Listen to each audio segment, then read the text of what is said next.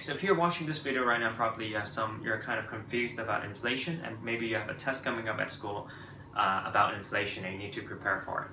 Okay, so in this video, I'm going to tell you exactly how the IB like to test you when it comes to inflation, and more importantly, how you can ace these exam questions. Okay, so inflation, the definition for inflation is sustained, so you need these terms to get top marks. Okay, sustained increase in average price level of an economy.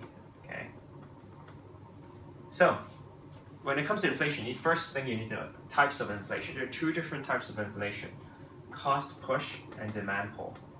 Okay, so for example, one exam question may be distinguish between cost push and demand pull inflation.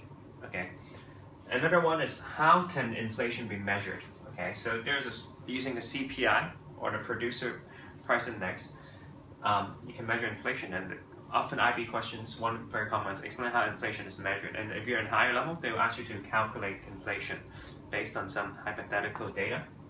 And then problems with measurement. So you need to know how to explain. After you explain how it is measured, you need to explain why is this measurement not very accurate. Okay.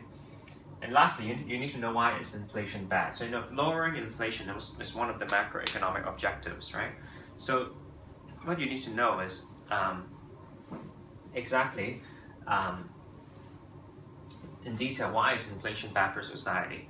Why do governments strive to lower inflation? If you can understand these four things when you study, basically you can master every single inflation question that could show up. Okay.